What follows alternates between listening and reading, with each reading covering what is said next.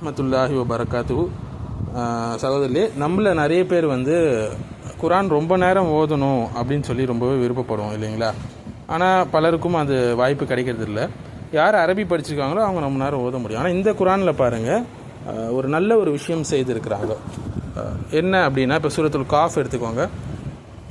சூரத்துல் காஃப் எடுத்துக்கிட்டிங்கன்னா முதல் பாருங்கள் பிரிச்சிருக்கிறாங்க. முதல் ஆயத்திலேருந்து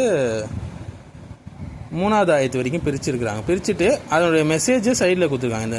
இந்த 3 ஆயத்துகள் எதை பற்றி பேசுகிறது என்று. காஃபிர்கள் ரசூலுல்லாஹி ஸல்லல்லாஹு அலைஹி வஸல்லம் மறுப்பது, மறுமையில் உயிர் தெழுப்புதலை மறுப்பது, அதை பற்றி பேசுதுன்னு சொல்கிறாங்க. அடுத்து 3வது ஆயத்துலேருந்து நீங்கள் பார்க்கலாம், 11வது ஆயத்து வரைக்கும் கோடு போட்டு பிரித்து காட்டியிருக்காங்க பாருங்கள். அல்லாஹ்வுடைய அத்தாட்சிகளை எல்லாம் பார்த்து அடியார்கள் என்ன செய்யணும்னா அதுலேருந்து படிப்பினை எடுக்க வேண்டும், தங்களை வாழ்க்கையை மாற்ற வேண்டும் என்று இது போல் ஒவ்வொரு ஆயத்துகளும் பிரித்து காட்டு.